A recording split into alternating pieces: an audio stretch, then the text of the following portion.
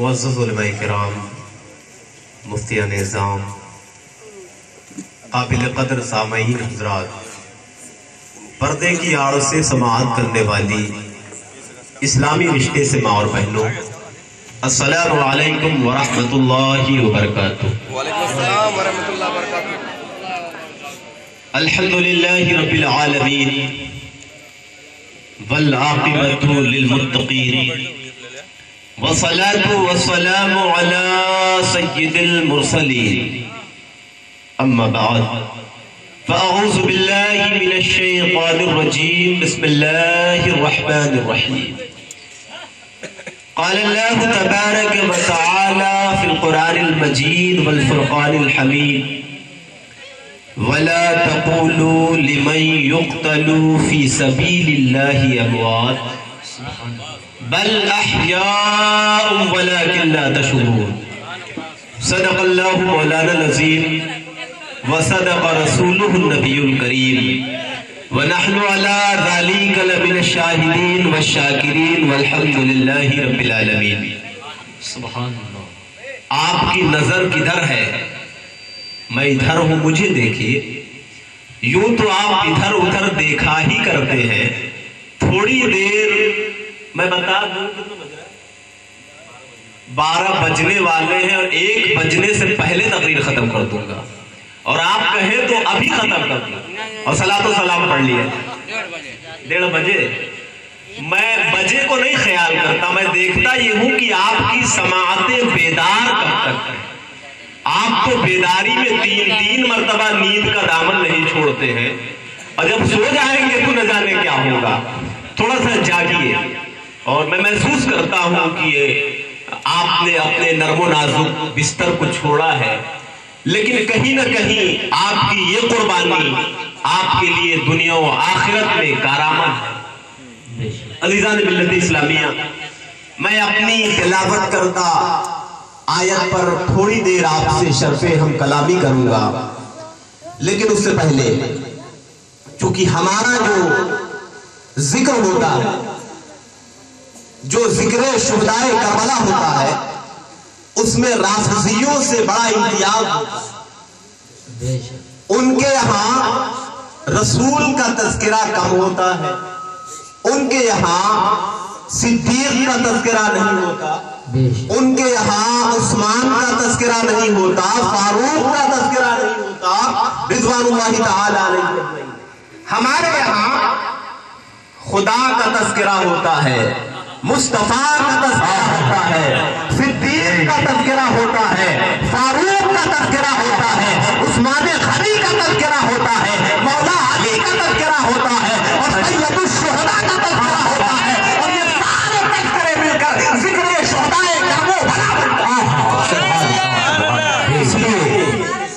इसलिए मैं चाहता हूँ कि आप थोड़ा बेदार हो और मेरी बातों को अपने दिल की समाअत। देखिए, सुनने का इंसान का जो अंदाज होता है वो 2 है।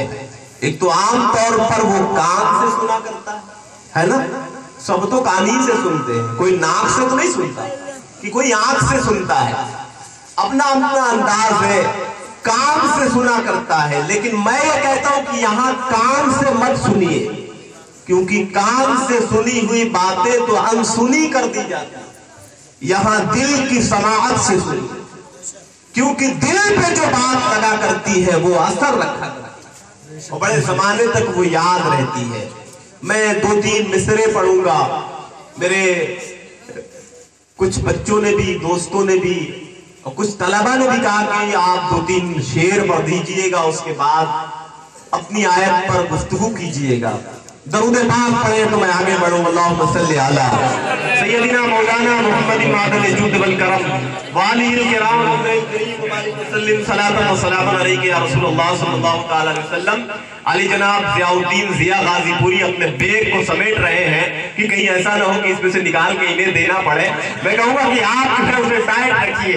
दूसरों से बहुत आप लोग लिया करते हैं, दूसरों को देने का भी थोड़ा माशाअल्लाह सुभान अल्लाह। देखिए, जाग रहे हैं और ये सोचते या अल्लाह ये मौलाना लोग कब से नात पढ़ने लगे, ये तो खाली तकरीर ही करते। नात तो जिस अंदाज में पढ़ी जाए, मैं ایک بہت عظیم ماشاءاللہ ابھی شروع نہیں کیا ہے، کھڑے رہیے عزیزان ملت اسلامیہ، پہلے ہی سوچے کہ دیلے کے بعد ختم کرو نہیں تو کہیں زیادہ نہ دینا پڑ جائے۔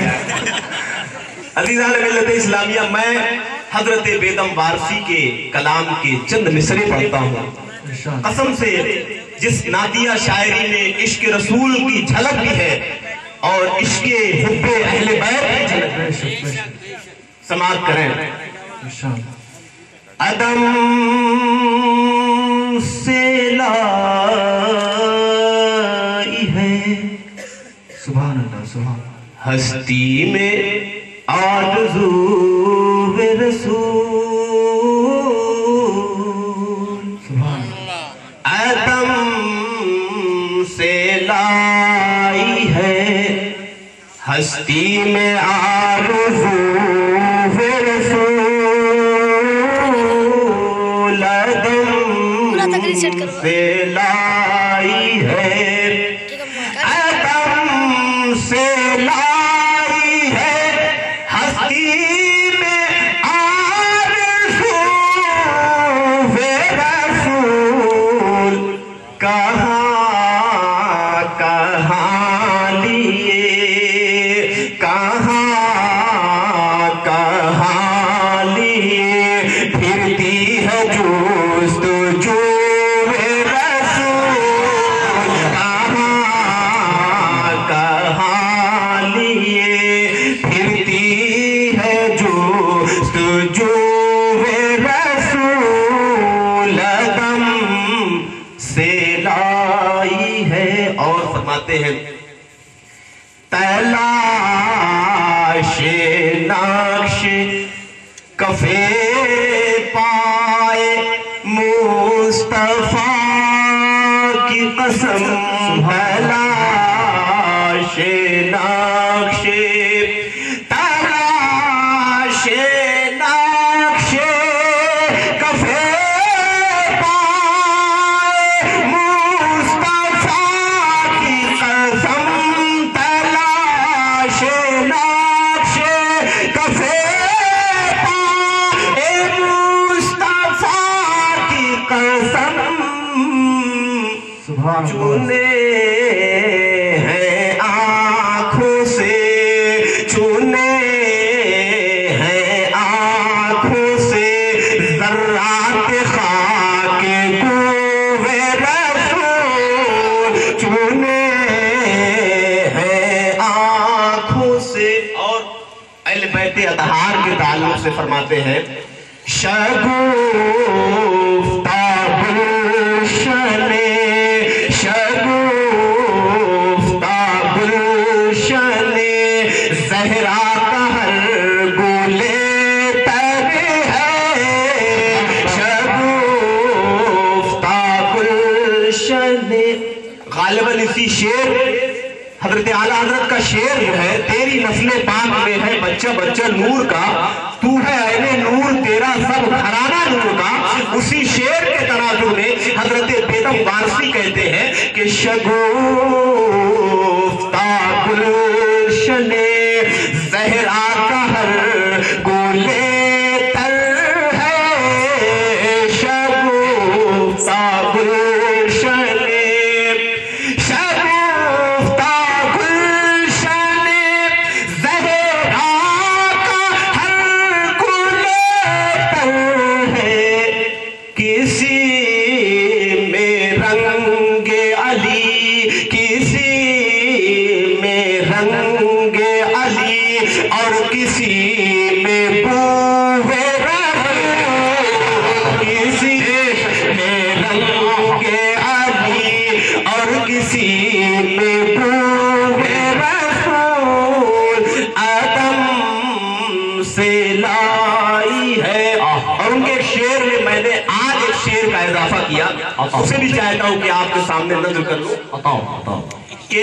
نثار تجھ پہ شہید وفا جناب حسین، نثار تجھ پہ، نثار تجھ پہ شہید وفا جناب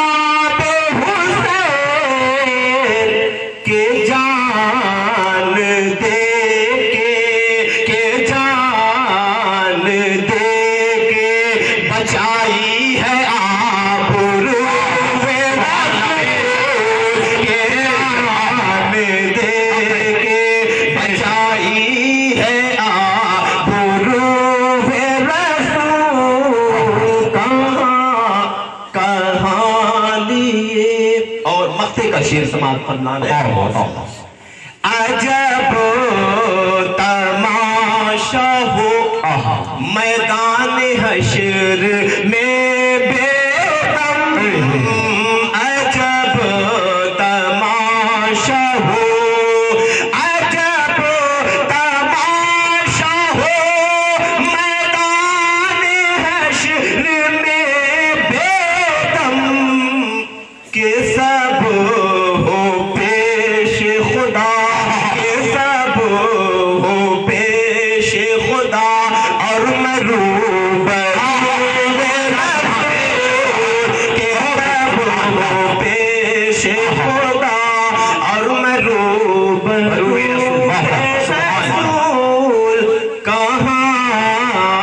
کہاں لیے۔ درود پاک پڑھے اللہم صلی علی سیدنا مولانا محمد محمد وآلہ کرام مبدئ کریم وبارک وسلم صلاۃ و سلام علیک یا رسول اللہ صلی اللہ تعالی علیہ وسلم۔ جو جوان بیٹے کی میت پر نہ رویا وہ حسین، جو جوان بیٹے کی میت پر نہ رویا وہ حسین، جو دہتی ریت کے بستر پہ سویا وہ حسین، سبحان اللہ، جو جوان بیٹے کی میت پر نہ رویا وہ حسین، جو دہتی ریت کے بستر پہ سویا وہ حسین، جس نے اپنے خون سے دنیا کو دھویا وہ حسین، جس نے اپنے خون سے دنیا کو دھویا وہ حسین، اور جس نے سب کچھ کھو کے پھر بھی کچھ نہ کھویا، پھر بھی کچھ نہ کھویا وہ حسین، جو جوان بیٹے کی میت پر نہ رویا وہ حسین۔ عزیزان ملت اسلامیہ، ہم اور آپ ذکر شہدائے کربلا میں بیٹھے ہوئے ہیں۔ بے شک آج سے تقریباً 1400 سال قبل زمین کرب و بلا میں ایک عظیم واقعہ پیش آیا۔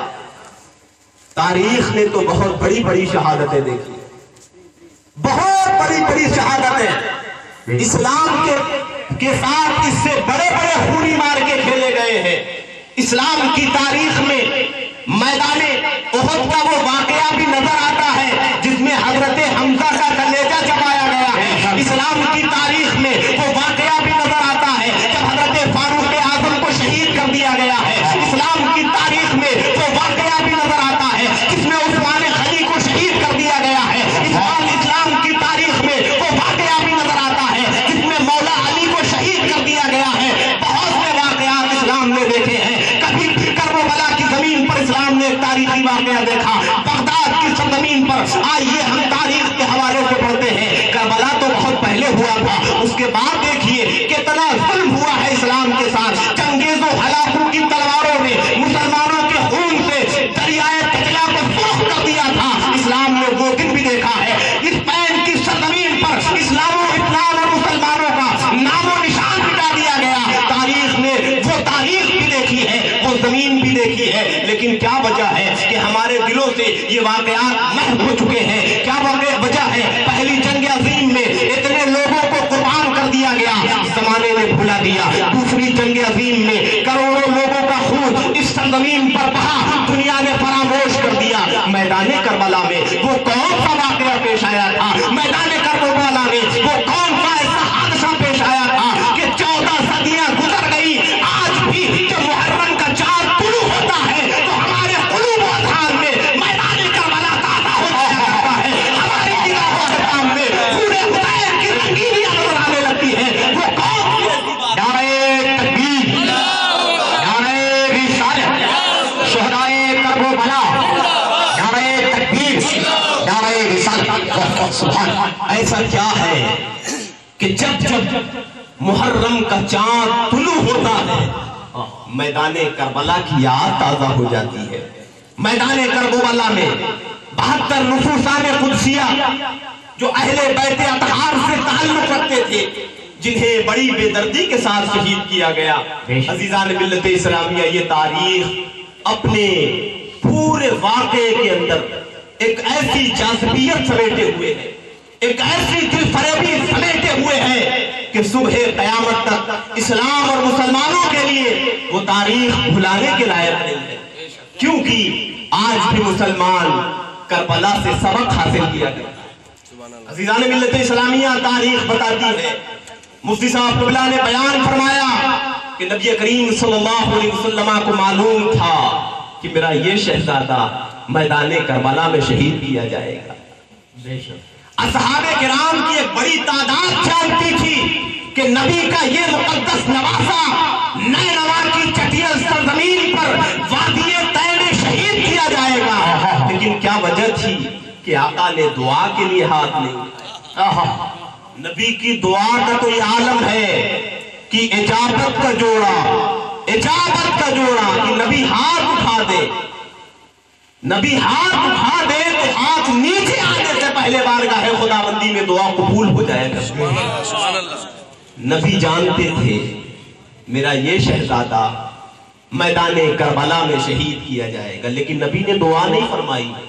کتب احادیث پڑھیے، تاریخ و سیر کی کتابیں پڑھیے، آپ کو پتا چلے گا نبی جب دعا کرتے تو یہی کرتے، مولا میرے نواسے کو ثابت قدم رکھنا، مولا میرے نواسے کو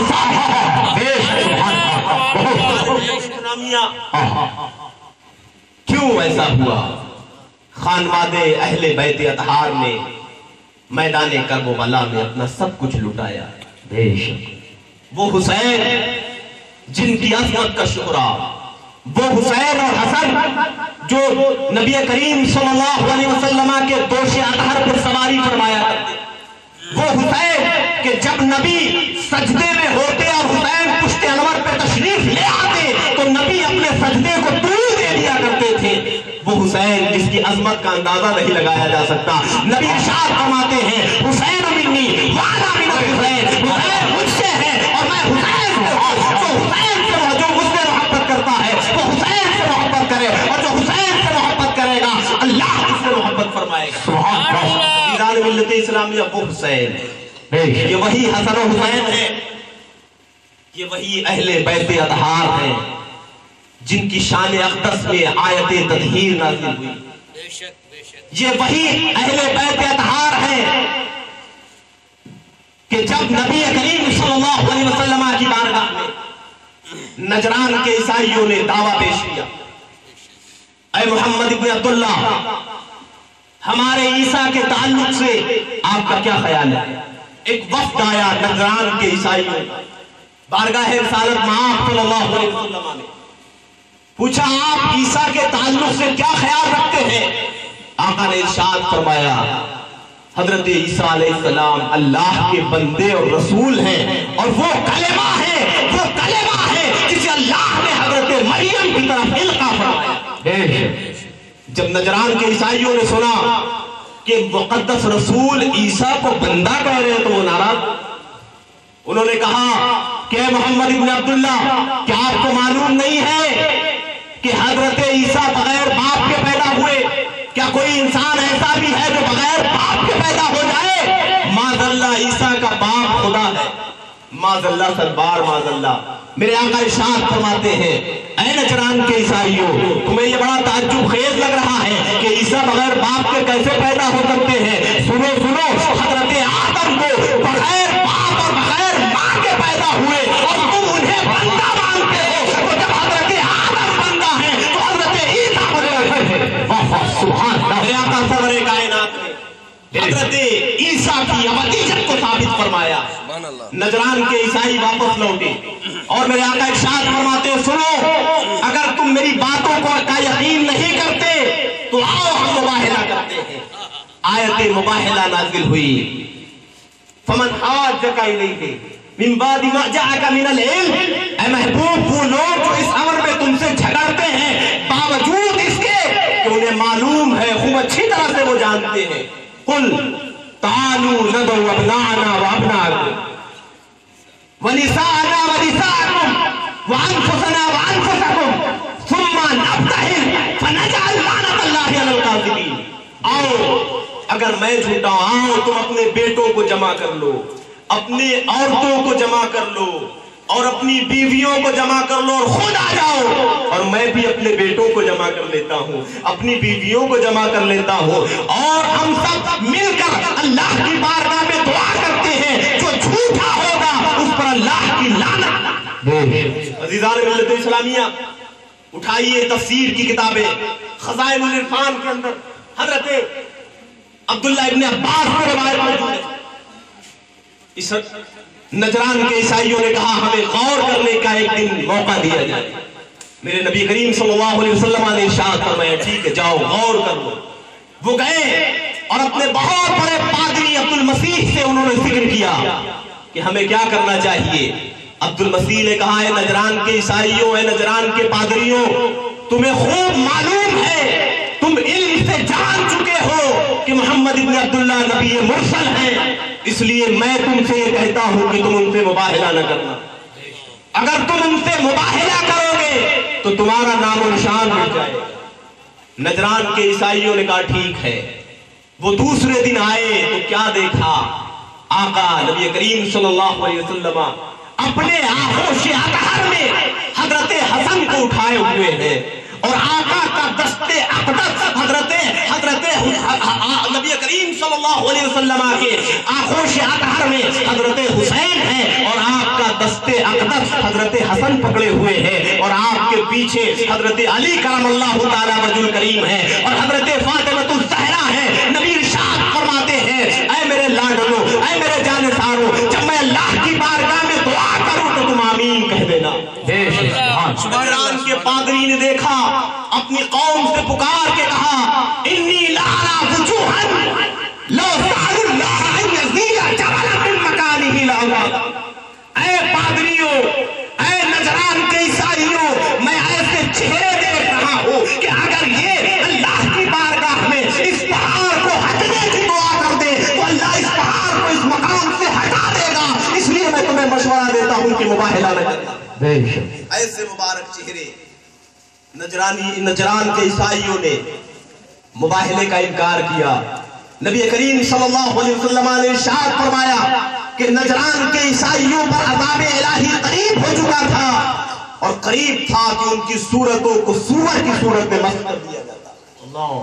عذاب قریب تھا، 1 سال کے اندر روئے زمین پر ایک عیسائی بھی باقی نہیں رہتا، سب ختم ہو جاتے۔ عزیزان ملت اسلامیہ، آپ غور فرمائیے وہ حسنین کریمین کہ جب قرآن میں یہ حکم ہوا کہ اپنے بیٹوں کو بلاؤ تو آقا نے حسنین کو بلایا، حسین کو بلایا، حسن کو بلایا، بیوی کا تذکرہ آیا، بچیوں کا تذکرہ آیا، علی کا تذکرہ، تو اہل بیت اطہار کی جو جماعت تھی یہ صرف حضرت علی کرم اللہ تعالی وجہ کریم اور حضرت فاطمہ الزہرا رضی اللہ تعالی عنہ اور حسنین کریمین کی ذات تھی جسے نبی لے کر کے مباہلے کے لیے آئے۔ پتہ چلا کہ بڑی عظیم ہے میرے آقا کے گھرانے کی بات، بڑی عظیم ہے اہل بیت اطہار کی بات۔ وہ مبارک گھر جس گھر سے اسلام کی دولت سارے عالم میں پھیلی، انہیں میدان کربلا میں شہید کیا گیا۔ اس نے شہید کیا، کیوں شہید کیا؟ سن 61 ہجری، سن 60 ہجری اصحاب کرام جانتے تھے۔ حضرت ابو ہریرہ رضی اللہ تعالیٰ عنہ تو بار بار یہ دعا کرتے اے مولا مجھے سن 60 ہجری کی ابتدا سے لے جا، مجھے بچوں کی حکومت اور بچوں کی حکمرانی سے اپنی پناہ میں لے۔ عزیزان ملت اسلامیہ، جب حضرت امیر معاویہ رضی اللہ تعالیٰ عنہ کا وصال ہوا تو اس تخت خلافت پر یزید خود بخود بیٹھا، اور اس نے سب سے پہلے عالم عرب میں جو عظیم شخصیتیں تھیں ان کی بیعت کا مطالبہ کیا۔ یزید کے بارے میں آپ جانتے ہیں وہ فاسق تھا، فاجر تھا، محرمات شرعیہ کو اس نے حلال کر لیا تھا، شراب و زنا کا عادی تھا، ہر برا کام اس کی ذات کے اندر تھا۔ اس نے سب سے پہلے والی مدینہ کو لکھا کہ اے والی مدینہ تم حسنین، سب سے پہلے حسین ابن علی سے بیعت، عبداللہ ابن عمر سے بیعت دو، عبداللہ ابن زبیر سے بیعت دو۔ عزیزان ملت اسلامیہ، آپ غور فرمائیے، حضرت حسنین کریمین چاہتے تو ہاتھ دے دیتے، بیعت کر لیتے، دنیا کے خزانے ان کے قدموں میں آ جاتے، یزید کو صرف ان کا سپورٹ چاہیے تھا، یزید کو صرف ان کی حامی چاہیے تھی، یزید کو صرف ان کی اجازت چاہیے تھی۔ اگر وہ ہاں کر دیتے تو یزید ان کے قدموں میں خزانے لوٹا دیتا۔ عزیزان ملت اسلامیہ، لیکن غور فرمائیے، سر کٹا لیا لیکن حق کو جھکنے نہیں دیا، سر کٹا لیا، خانوادہ کٹنے لگا، کٹ گیا لیکن اسلام کو بچا لیا، نانا جان کی شریعت کو مٹنے نہیں دیا۔ والی مدینہ نے حضرت حسین رضی اللہ تعالیٰ عنہ سے بیعت کا مطالبہ کیا، غرضے کی مدینہ کی زمین تنگ کی گئی کہ حضرت حسین بیعت کر لیں۔ حضرت حسین رضی اللہ تعالیٰ عنہ مدینے سے مکے کے لیے عازم سفر ہوئے، وہ مدینہ جس کی گلیوں میں پرورش، وہ مدینہ جو جان سے زیادہ عزیز تھا، وہ مدینہ جس کی مبارک مٹی میں، جس کے مبارک وادیوں میں، جس کی مبارک فضاؤں میں مصطفیٰ جان رحمت کی مہک تھی، وہ مدینہ چھوڑ رہے ہیں۔ حسنین کریمین حضرت حسین رضی اللہ تعالیٰ عنہ اپنے اصحاب کے ساتھ مکہ جاتے ہیں۔ یزیدیوں نے مکہ کی زمین بھی تنگ کی، وہاں بھی مطالبہ کیا بیعت کا۔ تو آپ غور فرمائیے، ذی الحجہ کے موقع غالباً 3 یا 4 ذی الحجہ کو، جب حج کی تاریخ بہت قریب تھی، حضرت حسین رضی اللہ تعالی عنہ وہاں سے عازم سفر ہوتے کوفہ کے لیے۔ کیوں گئے؟ کوفہ کیوں گئے؟ اس لیے گئے کہ اہل کوفہ نے خطوط لکھے تھے، بلایا تھا، دعوت دی تھی، اے حسین ابن علی، آپ کو معلوم ہے کہ حضرت امیر معاویہ کا وصال ہو چکا ہے، اور ان کے بعد ان کی ناخلف اولاد، ایسی اولاد جو شریعت مطہرہ کا مذاق اڑاتی ہے، ایسی اولاد جو آپ کے نانا جان کی شریعت کو پامال کرنے والی ہے، ایسی اولاد جو زنا کی عادی ہے، ایسی اولاد جو شراب نوشی کرتی ہے، وہ ہم سے بیعت کا مطالبہ کر رہی ہے۔ اے امام، آپ تشریف لے آئیے، ہم آپ کے ہاتھوں پہ بیعت کرنا چاہتے ہیں، ہم آپ کے قدموں میں اپنے سر کو کٹانا گوارا کریں گے، لیکن یزید کی بیعت کو گوارا نہیں کریں گے۔ خطوط لکھے گئے، نہ جانے کتنے خطوط بارگاہ امام میں پہنچے۔ عزیزان ملت اسلامیہ، اگر امام ان خطوط کا جواب نہ دیتے اور ہم کوفہ میں نہ جاتے تو دنیا کہتی کہ اگر کوفیوں نے یزید کی بیعت کر لیا تو وہ کیا کرتے۔ جب حسین ابن علی کو انہوں نے بلایا تھا، جب حسین کو جو نبی کے نواسے تھے کوفہ والوں نے آواز دیا تھا، تو حسین خود نہیں گئے، وہ کیا کرتے۔ عزیزان ملت اسلامیہ، جب شریعت کی حفاظت کے لیے، جب شریعت کے تحفظ کے لیے کسی امام کو پکارا جائے، کسی صاحب دین کو پکارا جائے، تو اب اس کی ذمہ داری ہو جاتی ہے کہ وہ جائے اور ان کی اصلاح کرے۔ حضرت امام علی مقام گئے، جانے سے پہلے اپنے چچا زاد بھائی حضرت مسلم ابن عقیل کو بھیجا۔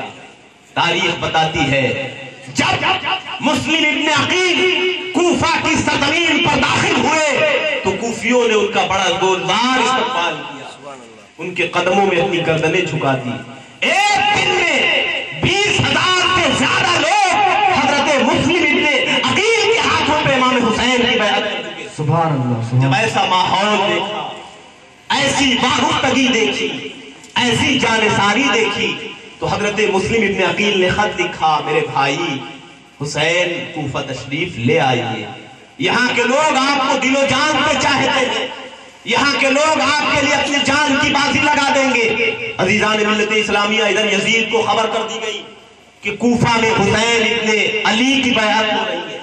اس نے والی کوفہ نعمان ابن بشیر کو ہٹا دیا اور کہا ہے نعمان ابن بشیر، تم دارالخلافہ میں رہنے کے لائق نہیں ہو، تمہاری موجودگی میں حسین ابن علی کی بیعت ہو رہی ہے، تمہیں گورنر کے عہدے سے ہٹایا جاتا ہے اور والی بصرہ زیاد ابن عبید اللہ کو یہاں کا والی بنایا جاتا ہے، گورنر بنایا جاتا ہے، عبید اللہ ابن زیاد کو۔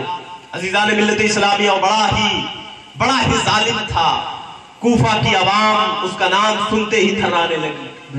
غرضے کی وہ آیا، میں واقعات کو سمیٹتا ہوا بہت تیزی سے آگے بڑھتا ہوں، وہ آیا اور آنے کے بعد اس نے حضرت مسلم ابن عقیل کو گرفتار کیا اور شہید کر دیا۔ اور وہ کوفی جنہوں نے ان کے ہاتھوں پہ بیعت کی تھی وہ سب دھوکہ دے گئے، سب نے اپنا رخ موڑ لیا۔ حضرت مسلم ابن عقیل شہید کر دیے گئے۔ جب خط مکہ پہنچ گیا تو حضرت امام علی مقام کوفہ کے لیے چل پڑے۔ راستے میں خبر ملی کہ آپ کے عظیم بھائی مسلم ابن عقیل کو شہید کر دیا گیا ہے۔ بہت سے لوگوں نے آپ کو مشورہ دیا، اے حسین ابن علی آپ لوٹ جائیے، لیکن حضرت امام حسین کو شہادت کی کشش کھینچتے ہوئے میدان کربلا لے جا رہی تھی، شہادت کی لذت آپ کو میدان کربلا کی طرف کھینچتی ہوئی لے جا رہی تھی۔ آپ چلتے جا رہے ہیں، چلتے جا رہے ہیں، چلے ایک مقام پر یزیدیوں کا پہلا لشکر جسے عبید اللہ ابن زیاد نے آپ کو روکتا ہے، جس کی قیادت ہور کر رہا تھا، وہ آیا، اس نے روکا، اے حسین ابن علی آپ آگے نہیں جا سکتے، آپ کو ہمارے ساتھ دارالخلافہ چلنا ہوگا، کیونکہ یہی آرڈر دیا گیا ہے کہ آپ کو میں سیدھے دارالخلافہ لے کے آؤں۔ حسین ابن علی ارشاد فرماتے ہیں، ٹھہرو، رکو، ہماری بات سنو۔ غرضے کی تھوڑی دیر گفت و شنید ہوتی ہے، پھر ہور کے پاس ایک خط پہنچتا ہے اور یہ کہا جاتا ہے، اے ہور حسین کو ایسی وادی میں اتارو جہاں چٹیل میدان ہو، حسین کو ایسی وادی میں اتارو جہاں پانی کا انتظام نہ ہو، حسین کو ایسی وادی میں اتارو جہاں سائے کا انتظام نہ ہو، حسین کو ایسی وادی میں اتارو جہاں پانی میسر نہ آئے۔ غرضے کی حضرت امام علی مقام کو میدان کربلا میں روکا گیا۔ امام علی مقام نے جب پوچھا یہ کون سی زمین ہے تو لوگوں نے کہا یہ زمین کربلا ہے۔ امام علی مقام ارشاد فرماتے ہیں کہ یہ زمین کربلا ہے، یہی وہ زمین ہے جہاں ہمیں قتل کیا جائے گا، یہی وہ زمین ہے جہاں ہمارے خیموں کو آگ لگائی جائے گی، یہی وہ زمین ہے جہاں ہمارے خانوادے کے پھول توڑے جائیں گے، یہی وہ زمین ہے جہاں اہل بیت اطہار کا خون بہایا جائے گا۔ اس زمین کی مٹی کو لیتے ہیں اور اپنے ہاتھوں میں لینے کے بعد ارشاد فرماتے ہیں یہی ہمارا مقتل ہے۔ ایسا لگا جیسے امام علی مقام اپنے مقتل کی زمین کو پہچانتے تھے، اپنی شہادت گاہ کو پہچانتے تھے۔ نعرہ تکبیر، نعرہ رسالت، مسلک اعلی حضرت، علماء اہل سنت، جاری شورای کربلا کانفرنس، امام علی مقام تکبیر۔ میدان کربلا میں روکا گیا۔ ادھر عبید اللہ ابن زیاد نے عمرو اپنے ساتھ کو حکم دیا۔ ایران میں بغاوت ہو گئی تھی، ایرانیوں نے بغاوت کی تھی، اسلامی لشکر بغاوت کو سر کرنے کے لیے جا رہا تھا، بغاوت کو ختم کرنے کے لیے جا رہا تھا۔ عبید اللہ ابن زیاد نے خط لکھا، اے عمرو اپنے ساتھ، اب تمہیں ایران نہیں جانا ہے، پہلے کربلا کی مہم کو سر کرنا ہے۔ اس نے کہا ارے یہ مہم ضروری تھوڑی ہے، وہاں کافروں سے لڑنا ہے، وہاں کافروں نے بغاوت کی ہے، مجھے وہاں جانے دیا جائے۔ اسے لالچ دی گئی، اے عمرو اپنے ساتھ، اگر تم حسین کی مہم پر نہیں گئے، اگر تم کربلا کی مہم پر نہیں گئے تو تمہیں رائے کی حکومت نہیں دی جائے گی۔ عزیزان ملت اسلامیہ، انسان کے دل میں جب لالچ سوار ہو جاتا ہے تو مذہب کا جنازہ نکل جایا کرتا ہے، دین و ملت کا جنازہ نکل جایا کرتا ہے۔ عمرو اپنے ساتھ کون ہے؟ تاریخ کے اوراق پڑھیے، عمرو اپنے ساتھ وہی ہے جس نے میدان کربلا میں پہلا تیر چلایا تھا۔ عمرو اپنے ساتھ جب میدان کربلا میں آتا ہے، امام علی مقام کو روک دیتا ہے اور ابن زیاد کے تمام احکام پر عمل کرتا ہے۔ پہلا تیر میدان کربلا میں عمرو اپنے ساتھ نے چلایا تھا۔ تاریخ بتاتی ہے جب امام علی مقام کے خیمے کی طرف عمرو اپنے ساتھ نے تیر چلایا تو پکار کے کہا، اے یزیدیوں گواہ رہنا، اے شام کے لشکریوں گواہ رہنا، عبید اللہ ابن زیاد کی بارگاہ میں گواہی دینا کہ حسین کے خیمے پر پہلا تیر میں نے چلایا ہے، حسین کے خیمے پر پہلا تیر چلانے والا عمرو اپنے ساتھ ہے۔ کتنی بڑی قسمت کی شقاوت ہے، تقدیر کی شقاوت ہے۔ آپ جانتے ہیں یہ کون ہے عمرو اپنے ساتھ؟ وہی سعید باپ کا شقی بیٹا، نیک بخت باپ کا بدبخت بیٹا، جنتی باپ کا جہنمی بیٹا، سعد ابن وقاص کا۔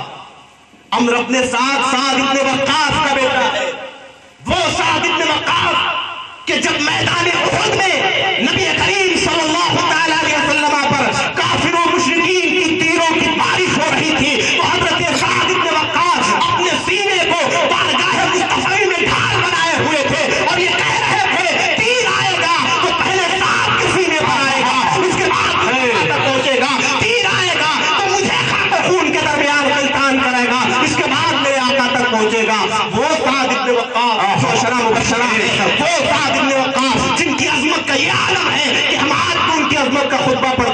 اسی سعید باپ کا، اسی عظیم باپ کا، اسی جنتی باپ کا جہنمی بیٹا میدان کربلا میں پہلا تیر چلاتا ہے امام علی مقام کے لشکر پر۔ آپ غور فرمائیں، تاریخ پلٹتی ہے۔ امام علی مقام نے 2-4 شرطیں رکھی۔ امام علی مقام نے نصیحت کیا ہے لوگوں مجھے پہچانو، میری قرابت کو پہچانو، میرے رشتے کو پہچانو، تم جس رسول کا کلمہ پڑھتے ہو، تم جس رسول کی غلامی کا پٹا اپنی گردن میں ڈالے ہوئے ہو، میں اسی رسول کا نواسا ہوں۔ تم مجھے پہچانو، میں کس ماں کا بیٹا ہوں، وہ ماں جنہیں ساری جنت کی عورتوں کا سردار قرار دیا گیا، میں اسی ماں کا بیٹا ہوں، اور جنتی جوانوں کا سردار جسے کہا گیا ہے وہ ہم دونوں بھائی۔ مجھے پہچانو، میری نسبت کو پہچانو، میری قرابت کو پہچانو۔ ہر من مغیث یغیثنا، ہے کوئی جو ہماری مدد کرے، ہے کوئی جو اس ایسی حالت میں ہماری مدد کرے، ہماری حمایت کرے۔ امام علی مقام خطبہ دے رہے ہیں، امام علی مقام اپنے آپ کو پہچانوا رہے ہیں، اتمام حجت فرما رہے ہیں۔ کل کوئی یہ نہ کہے کہ میں نے نہیں پہچانا کہ یہ کون تھے، کل کوئی یہ نہ کہے کہ ہم نہیں جان سکے کہ یہ کون تھے۔ حضرت امام علی مقام جب خطبہ دے رہے ہیں میدان کربلا میں، پہلا خطبہ امام علی مقام اتمام حجت کے لیے دے رہے ہیں۔ ایک نوجوان اپنے گھوڑے پر کروٹیں لے رہا ہے، اللہ اکبر۔ ایک نوجوان کے دلوں میں امام علی مقام کی بات تیر سے بھی زیادہ لگ رہی ہے، وہ اپنے گھوڑے پہ کروٹیں لے رہا ہے۔ اس کے بغل میں اس کے ساتھی نے کہا ہے وہ کیا بات ہے، وہ اپنے گھوڑے پہ کروٹیں کیوں لے رہا ہے؟ جب شام اور عراق میں کوئی پوچھتا ہے کہ بہادر کون ہے تو اے حر میں تیرا نام لیتا ہوں، تو حسین ابن علی سے ڈر گیا، تو اپنے گھوڑے پر کروٹیں بدلنے لگا، ڈرنے لگا۔ اس نے کہا ہاں میں اپنی نگاہوں کے سامنے جنت اور جہنم کو دیکھتا ہوں، بے شک میں کافروں کے لیے ضرور بہت بڑا سپہ سالار ہوں، لیکن نبی کے نوازنے کے لیے میں اتنا غلام ہوں۔ حر کے ہاتھوں میں یہ طاقت نہیں ہے، حر کے ہاتھوں میں یہ پاور نہیں ہے، حر کو اللہ نے وہ طاقت نہیں دی ہے کہ وہ اہل بیت اطہار سے جنگ کر سکے۔ حر اپنے گھوڑے پہ کروٹیں بدل رہا ہے۔ حر نے گھوڑے کو ہیڑ لگائی، عمرو بن سعد کے پاس گیا، اے عمرو بن سعد کیا تم واقعی امام علی مقام سے جنگ کرو گے؟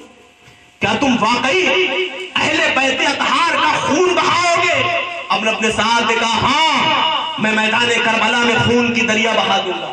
عمرو بن سعد سے حر نے کہا تم ان کے رشتے کو نہیں پہچانتے، تم ان کی قرابت کو نہیں پہچانتے؟ اے عمرو بن سعد یقین جانو تم دنیا کی دولتیں تو حاصل کر سکتے ہو، لیکن اگر جنت کی کنجی تمہیں پانا ہے اور جنت تمہیں حاصل کرنا ہے تو اہل بیت اطہار کے قدموں میں آنا ہوگا۔ اگر ہمیشگی کی بادشاہت چاہتے ہو تو آؤ اہل بیت اطہار کے قدموں میں۔ لیکن عزیزان ملت اسلامیہ، جس کے دل پر اللہ نے مہر لگا دی ہو، بات وہاں بنا نہیں کرتی ہے۔ وہ تو شقاوت کا پتلا ہو چکا تھا، وہ تو بدبختی کا مجسمہ بن چکا تھا، بات اس کے دل پر اثر نہیں کر رہی ہے۔ لیکن یہ نوجوان ہے جو اندر اندر کڑ رہا ہے، مچل رہا ہے، اپنے گھوڑے کو ایڑ لگایا، بارگاہ امام میں حاضر ہوا، آنکھوں میں آنسوؤں کے قطرات ہیں، آنکھیں ڈبڈبائی ہوئی ہیں۔ حضرت حر امام علی مقام کی بارگاہ میں حاضر ہوتے، اے امام علی مقام میں ہی وہ گستاخ ہوں، میں ہی آپ کا مجرم ہوں، میں نے آپ کو میدان کربلا میں رکنے کے لیے مجبور کیا، میں نے آپ کے گھوڑوں کا محاصرہ کیا، میں نے آپ کے اس مقدس قافلے کا محاصرہ کیا، اے امام علی مقام لیکن مجھے نہیں معلوم تھا، میں یقین سے کہتا ہوں میں نہیں جانتا تھا کہ یہ لوگ آپ کے خون کے پیاسے ہیں۔ میں نے یہ سمجھا کہ بات بن جائے گی، میں نے یہ سمجھا کہ صلح ہو جائے گی۔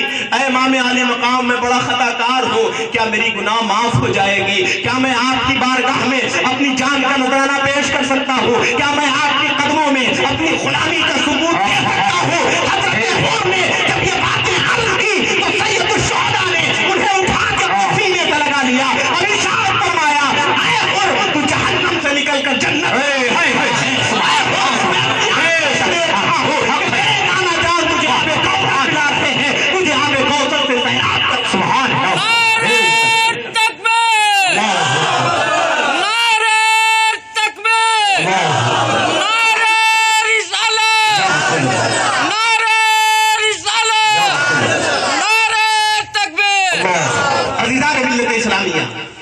حضرت حر آپ غور فرمائیے، نمازیں تو ادھر بھی ہو رہی تھی، نماز کا چرچا ادھر بھی تھا، سجدے ادھر بھی کیے جا رہے تھے، دین کے احکام پر عمل کیا جا رہا تھا، لیکن اہل بیت کی محبت نہیں تھی، اہل بیت اطہار سے پیار نہیں تھا، اور ضمانت جنت کی تو اہل بیت اطہار کی محبت پر میرے آقا نے قُلْ لَا أَسْأَلُكُمْ عَلَيْهِ أَجْرًا إِلَّا الْمُوَدَّةَ فِي الْقُرْبَىٰ۔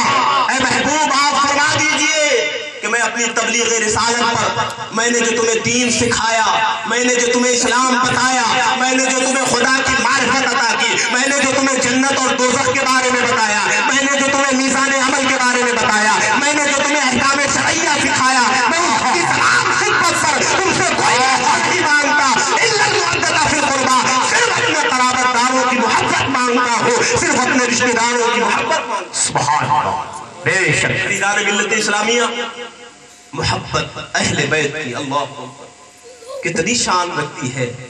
وہ اہل بیت جو خود نہ کھائیں اور دوسروں کو، بے شک وہ اہل بیت جن کے گھر سے اسلام پھیلا، وہ اہل بیت جو ساری امت مسلمہ کے لیے نمونے عمل ہے۔ بچپنے کا زمانہ حضرت حسنین کا تھا، بیمار ہو گئے تھے حضرت حسین، شفا نہیں ہوتی، نبی کریم صلی اللہ علیہ وسلم اپنے اصحاب کے ساتھ تشریف لائے، کسی نے کہا کہ اگر اپنے بیٹوں کی شفا چاہتے ہیں تو منت مان لیجئے، نذر مان لیجئے۔ حضرت علی کرم اللہ تعالیٰ وجہ الکریم نے 3 روزوں کی نذر مانی، حضرت فاطمہ نے بھی نذر مانی، اور آپ کی کنیز فضہ نے بھی نذر مانی۔ ان لوگوں نے روزہ رکھنا شروع کیا۔ پہلا روزہ گھر میں کچھ کھانے کے لیے نہیں ہے، اللہ اکبر، دنیا کے سارے خزانے جن کے قدموں میں ہوں، دنیا کی سارے خزانوں کی چابیاں جن کے قدموں میں ہو، جن کے در دولت میں کائنات پھلتی ہو، جن کے گھر کے ٹکڑے پر سارے عالم کی خوراک چلتی ہو، اس گھر کا یہ عالم ہے کہ گھر میں خود کے کھانے کے لیے اللہ روزے سے رہنا ہے۔ روزے سے حضرت علی گئے، ایک یہودی سے قرض لے کر کے کچھ جو لے آئے، اللہ اکبر، جو کو 3 حصے میں بانٹا گیا، 3 دن کے افطار کا انتظام کیا گیا۔ پہلے دن کی جو کو آٹا بنایا گیا، اس کی روٹیاں بنی، افطار کا وقت قریب آیا، جب افطار کا وقت قریب آیا تو اہل بیت اطہار کے دروازے پر ایک فقیر نے آواز دی، اے اہل بیت اطہار، اگر تمہارے گھروں میں کچھ کھانے کے لیے ہے تو فقیر کے پیٹ کی آگ کو بجھا دو۔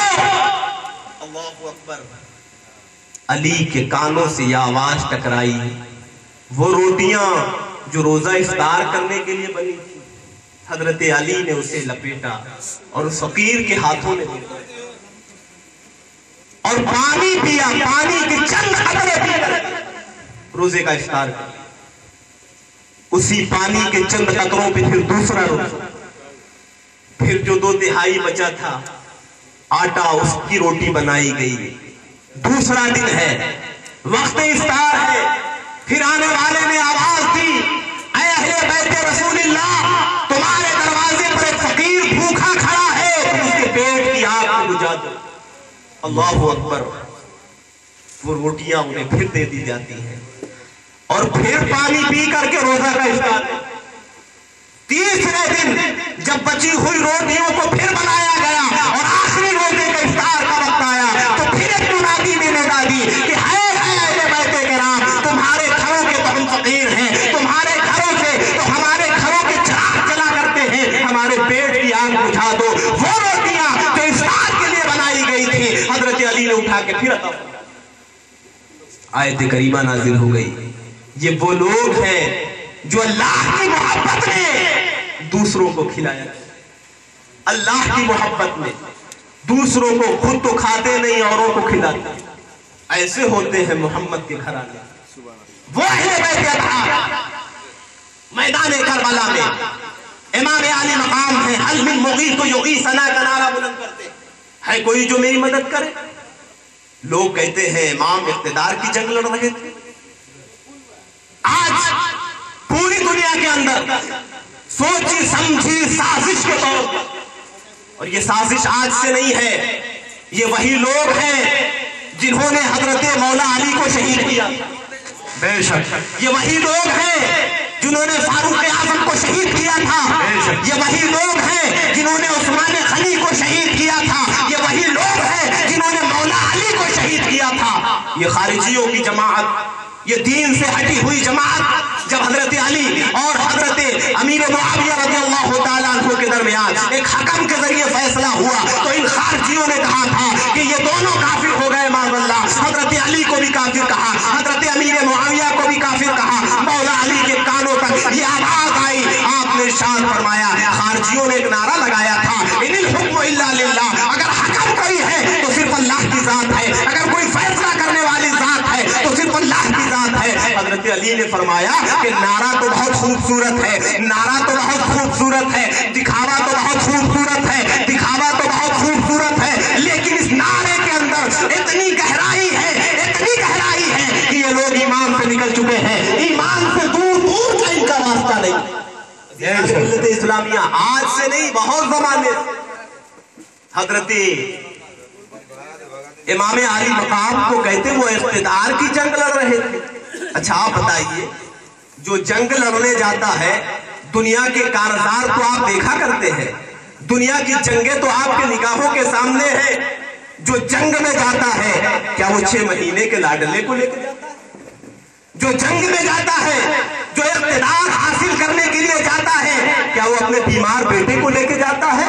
جو اقتدار حاصل کرنے کے لیے جاتا ہے، کیا وہ اپنے گھر کی خواتین کو لے کے جاتا ہے؟ پتا چلا حضرت امام علی مقام کو میدان کربلا میں حق کی حفاظت کے لیے گئے تھے، دین کی سربلندی کے لیے گئے تھے، اعلان کلمت اللہ کے لیے گئے تھے، کوئی اقتدار کے لیے نہیں گئے.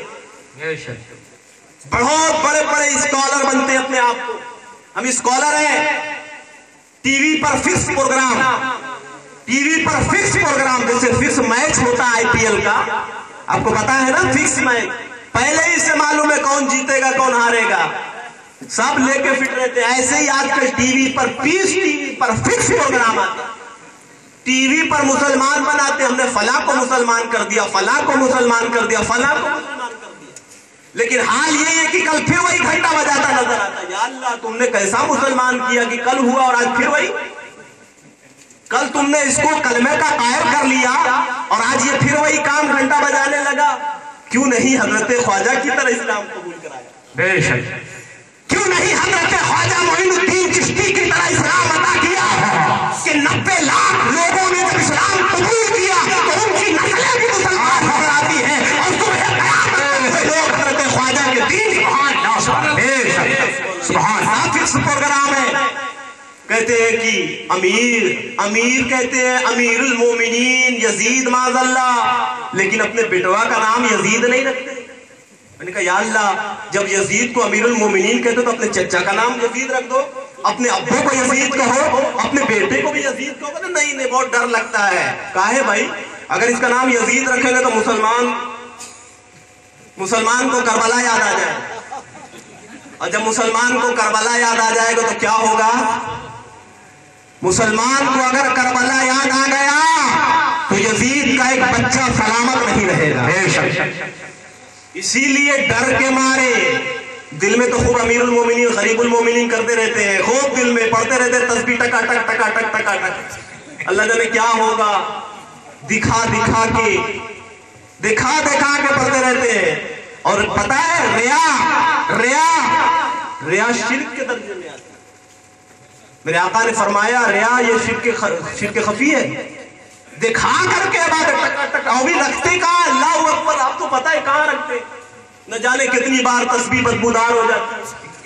ارے یار اللہ کی تسبیح پڑھ رہے سامنے رکھ کے پڑھو نا، ادھر رکھ کے نا ادھر، پیچھے رکھ کے کیا پڑھتے ہو؟ دکھاوا، مکاری، ریاکاری.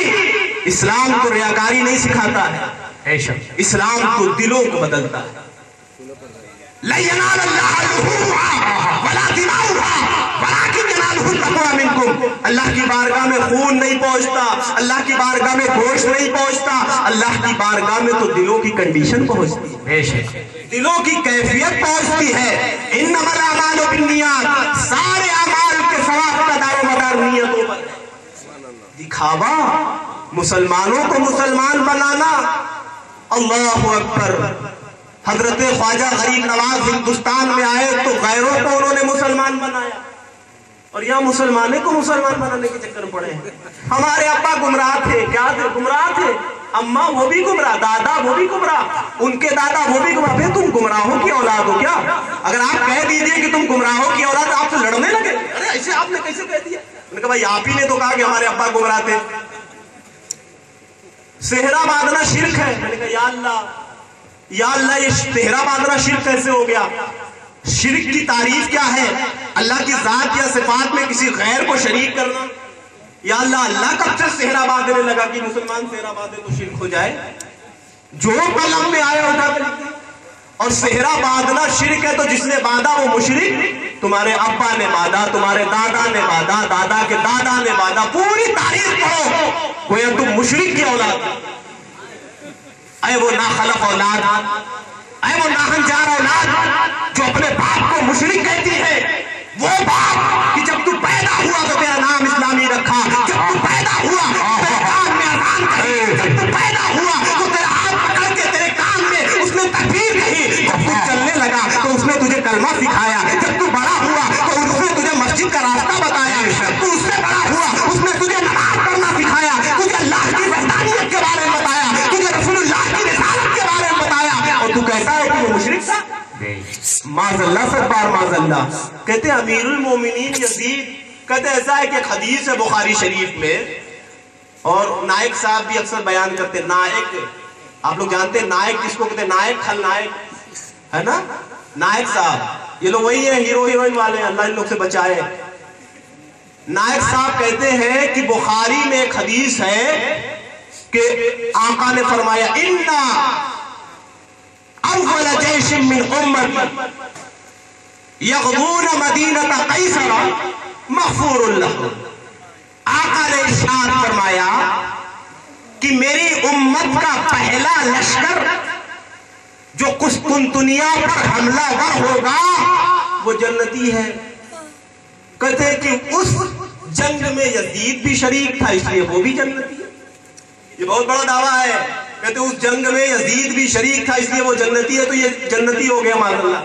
यजीद को इन लोगों ने जन्नती बना दिया। या अल्लाह, अगर इनकी नजर में यजीद की ये जन्नत है तो इन सबों को भी उसी के साथ डाल दे, उसी की जन्नत में ये सब जाए। जहां वो होगा सबको पता है वो कहां होगा, सबको पता है वो कहां होगा, उसके साथ ये सब जाए। कहते हदीस में आया बुखारी शरीफ। मैंने कहा अच्छा बुखारी पढ़ा है? कहां पढ़ाऊं? मैंने कहा किताबुल फितना पढ़ा है? कहा ये कहां है, हम तो खाली रफ़ा यदैन पढ़ते हैं बुखारी में। मैंने कहा या अल्लाह, बुखारी में खाली रफ़ा यदैन थोड़ी है, मुफ्ती साहब बैठे किताबुल फितना भी है। आका ने इरशाद फरमाया, ला यज़ालूना यखरुजूना हत्ता यखरुजा आखिरुहुम मअद दज्जाल। ये निकलते रहेंगे यहां तक कि इनमें का आखिर दज्जाल के साथ होगा।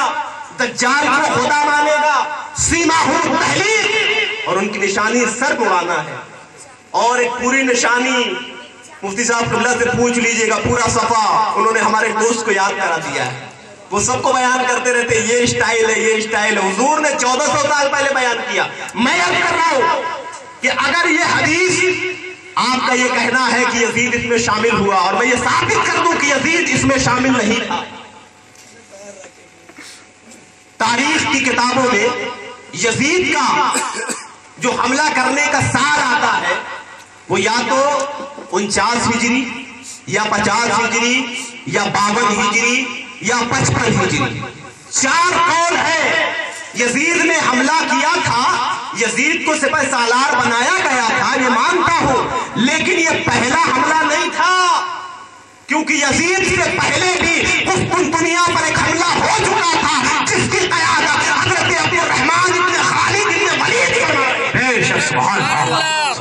अब्दुर्रहमान इब्न खालिद इब्न वलीद ने उस लश्कर की क़यादत की थी। और इस हदीस को साहिब दाऊद शरीफ ने जिक्र किया है, और ये सहाए सित्ता के अंदर एक सही रवायत। सुभान अल्लाह। खुदा की मौत करें।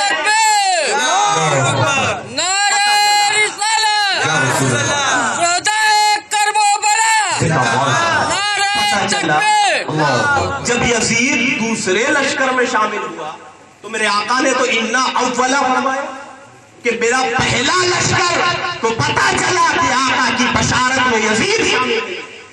अजीजान मिल्लत इस्लामिया, मैदान करबला यजीद ने जो कुछ किया, आलम पूरी दुनिया हैरत में है। क्या कोई कौम ऐसी हो सकती है? क्या किसी कौम का दिल इतना पत्थर का हो सकता है कि वो अपने नबी के नवासों को शहीद कर डाले, वो अपने नबी के लाडलों और उनकी कराबत का एहतराम न करे? क्या आप उसे कहेंगे कि वो उसके दिल में ईमान का कोई मर्तबा तवक्को कीजिए? न उसे मुसलमान कहा जाए, न उसे काफिर कहा है, उसे मुर्तद, न उसे बदबख्त कहा जा सकता है, उसे गुमराह भी कहा जा सकता है, उसे फासिक व फाजिर। अजीजान मिल्लत इस्लामिया, वो यजीद क्या हुआ मैदान करबला में? बड़ा शिया रोया करते हैं, आप लोग भी शियों के साथ खूब रोते हैं, हाय हाय हाय हाय करते रहते हैं। कुछ इसकी भी बात हो जाए। देखिए, हम अहले सुन्नत वल जमात है।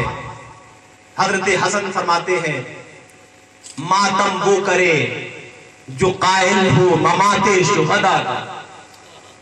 मातम वो करे जो कायल हो ममाते शुहदा का। हम जिंदाओ जावेद का मातम नहीं करते। हम जिंदाओ जावेद का मातम नहीं करते। क्यों? कुरान ने फरमाया, वला तक़ूलू लिमन युक़्तलू फी सबीलिल्लाहि अमवात। जो अल्लाह की राह में शहीद किए जाए उन्हें मुर्दा न करो। वो जिंदा है और उनकी जिंदगी का तुम्हें शऊर नहीं है। जब वो जिंदा है तो जिंदों का कहीं मातम होता है? कहीं देखा? अरे पा रिहर्सल भी होता है, गम मनाने का रिहर्सल। या अल्लाह, कभी आपने देखा कि हमारे अब्बा का 40वां आने वाला, थोड़ा सा रिहर्सल कर लिया जाए, कैसे गम मनाया जाए? कहीं आपने देखा? ये अजीब स्टाइल है, रिहर्सल कर करके इमाम हुसैन का गम मनाते हैं। या अल्लाह, ये गम नहीं है प्यारे। यकीन जानो इमाम आली मकाम इससे खुश नहीं होंगे। इमाम आली मकाम की जात को मुलाहिजा करो, इमाम आली मकाम के उसूल को मुलाहिजा करो। मैदान करबला है, इमाम आली मकाम शहीद हो रहे, किस लिए? नमाज की हिफाजत के लिए शहीद हो रहे हैं, ज़कात की हिफाजत के लिए शहीद हो रहे हैं, शरीयत के अहकाम की हिफाजत के लिए शहीद हो रहे हैं, नाना जान के उम्मत और नाना जान के दीन की बका के लिए शहीद हो रहे हैं। सजदे में सर कटाया, नमाज को कज़ा नहीं। हम तो पढ़ते रहते हैं ना, मदीने वालों गवाह रहना, नमाज मेरी कज़ा नहीं। बड़ा पढ़ते हैं आप लोग, झूम झूम के खूब ठाए ठाए हाथ ऊपर नीचे करते हैं, मदीने वालों गवाह रहना, नमाज मेरी कज़ा नहीं। वो तो ठीक है, उनकी कज़ा नहीं है, तुम्हारी कितनी कज़ा हो गई? ज़ोहर भी गई, असर भी गई, मगरिब भी गई, इशा भी गई, फजर भी गई, मदीने वालों गवाह रहना, नमाज मेरी कज़ा नहीं। या अल्लाह, ये मोहब्बत है कि दिखावा? इन्नल मुहिब्बा लिमन युहिब्बु मुतीउ। मुहिब तो महबूब की हर अदा का दीवाना होता है। मैं कुर्बान जाऊं, आप सुन्नी सही अकीदा, यकीनन आपके दिलों में इश्क इमाम अली मकाम है, आपके दिलों में हुब्बे अहले बैत अतहार है।